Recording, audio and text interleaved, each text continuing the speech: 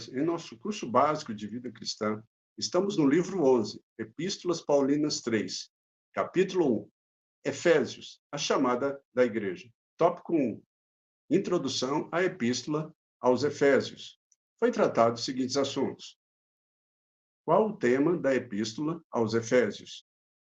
Qual o papel do Pai, do Filho e do Espírito Santo na nossa salvação? E hoje, no tópico 2, a edificação da igreja.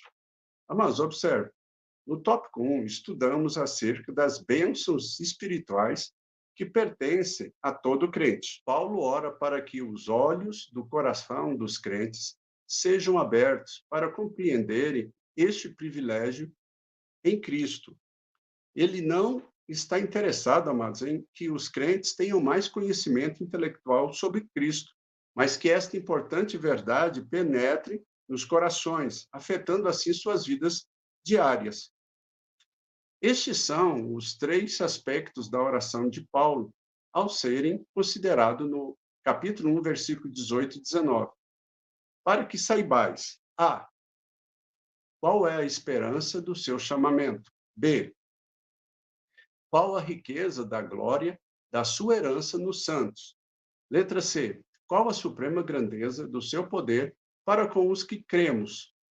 Entenda, o plano de Deus para a vida do crente é levá-lo a receber uma herança eterna a partir do momento do seu nascimento espiritual, prosseguindo com a sua vocação para o serviço cristão. As palavras sua herança nos santos incorporam uma verdade única, é a herança pessoal de Deus. No Velho Testamento, os filhos de um homem eram considerados parte de sua herança ou riqueza, como diz lá no Salmo 127, versículo 3. Como filhos adotivos de Deus, nós tornamos parte da sua herança. Quanto à ideia de sermos a herança de Deus, devemos nos lembrar de como somos preciosos para o nosso Pai Celestial. Ao terminar esta oração, Paulo ora para que os crentes entendam o poder que lhes tem sido concedido, o poder de Cristo. Bem? Quando Cristo ressuscitou, ele demonstrou seu poder sobre a morte e o pecado. Versículo 20. Cristo também tem poder sobre todas as autoridades humanas e espirituais, no versículo 21. E no versículo 23, fala que a igreja é o complemento de Cristo. Assim como o corpo é o complemento da cabeça, a noiva é complemento do noivo. Embora Cristo possa fazer todas as coisas sem nós, ele preferiu ganhar o mundo através de nós. Amém? No capítulo 2, se prende à interpretação em termos de construção de um santuário, símbolo escolhido por Paulo para representar a igreja. No capítulo 2, versículo 21 e 22 diz, no qual todo edifício bem ajustado cresce para santuário dedicado ao Senhor, no qual também vós juntamente estáis sentado, edificado para habitação de Deus no Espírito. Nos versículos de 1 a 5, nos lembram que estamos mortos em nossos pecados, fazendo parte de um mundo hostil a Deus.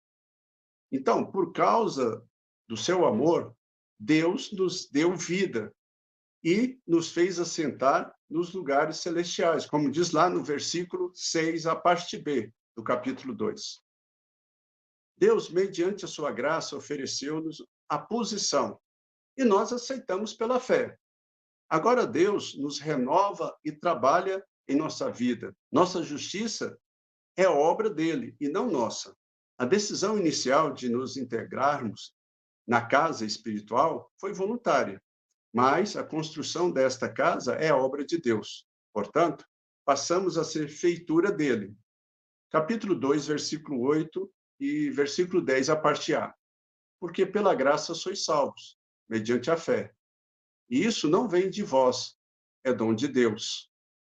Pois somos feitura dele, criados em Cristo Jesus para boas obras. Entenda, mas a carta aos Efésios foi escrita aos crentes gentios, que antes tinham sido pagãos, alienados de Deus e do povo de Israel. Olha, Infelizmente, os judeus nunca se interessaram em evangelizar o mundo.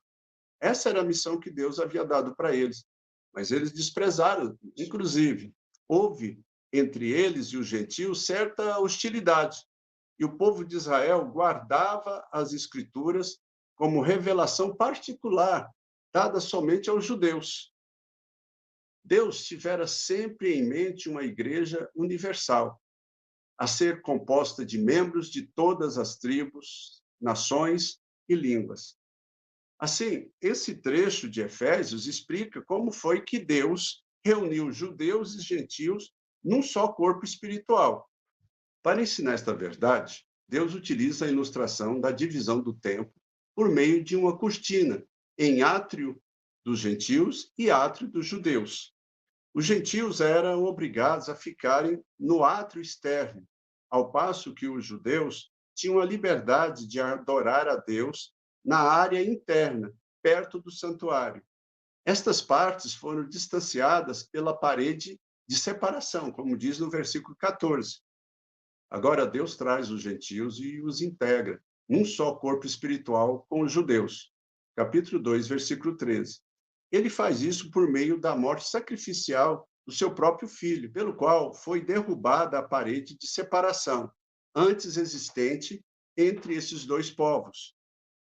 No versículo 20, Paulo contempla os alicerces da igreja. Ela é fundamentada nos ensinamentos dos apóstolos e profetas. Amados, note que o tamanho de qualquer edificação é determinado pelo tamanho dos seus alicerces. A igreja, portanto, não pode ir acrescentando nem retirando doutrinas do seu fundamento bíblico, pois este fundamento já foi lançado desde o início. Qualquer profecia ou revelação apresentada à igreja hoje deve ser julgada à luz da palavra de Deus. Amém? Paulo emprega uma segunda ilustração: Cristo como pedra angular da sua igreja. Entenda, a pedra angular, ela proporciona o modelo da construção, a qual se conforma o contorno das paredes restantes. Cristo, portanto, constitui o padrão, o modelo, para cada pedra viva, cada crente, que está conectada ali ao templo de Deus. Amém? E Paulo declara, em último lugar, que esse santuário tem se tornado a habitação do Espírito Santo. A igreja não é um edifício físico, nem um grupo de pessoas apenas.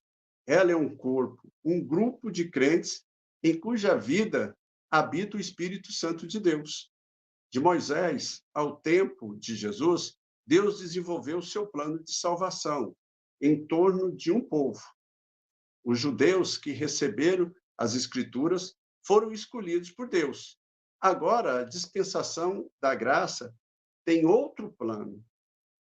Paulo revela que Deus agora está centralizando todas as suas atividades na igreja, formada por toda tribo e língua.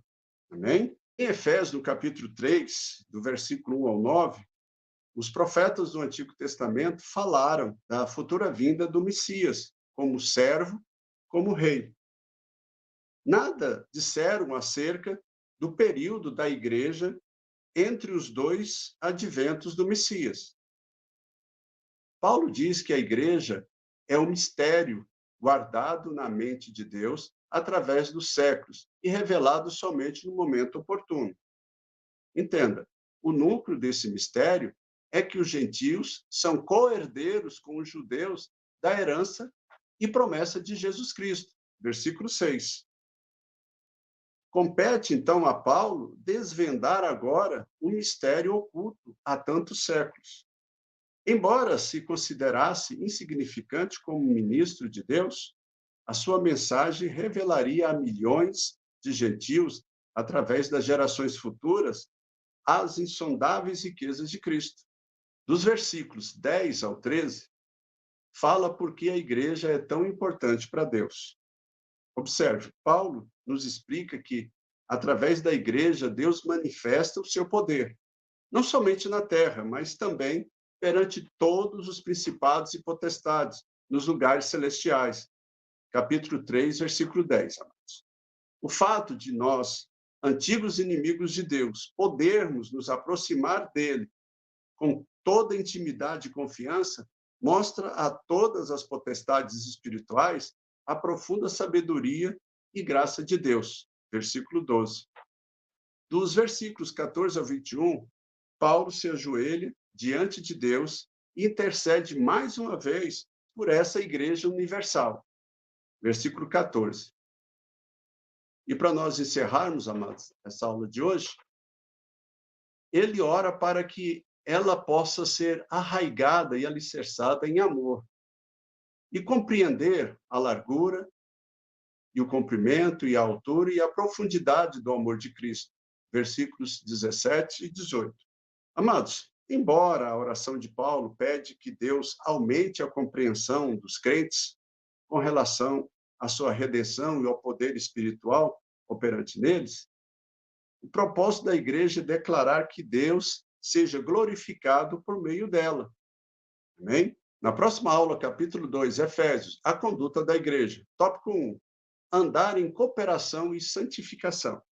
Como Efésios, capítulo 4 a 6, são a complementação dos primeiros 3 capítulos da carta. Qual o contraste do crente e do descrente? Em Efésios, capítulo 4, do versículo 17 ao 20. Amém, amados? Então, a gente começa a perceber a profundidade dos escritos de Paulo aos Efésios, né? E também nos desperta o tanto que nós temos que conhecer cada vez mais para nós podermos defender a razão da nossa fé. Se você gostou, deixe aí o seu like. Se você tiver alguma dúvida, vai nos comentários, deixa ali a sua pergunta, nós estaremos te respondendo. Divulgue o canal para que outras pessoas possam usar esse material como instrumento de evangelização. Que Deus abençoe a todos e até a próxima aula.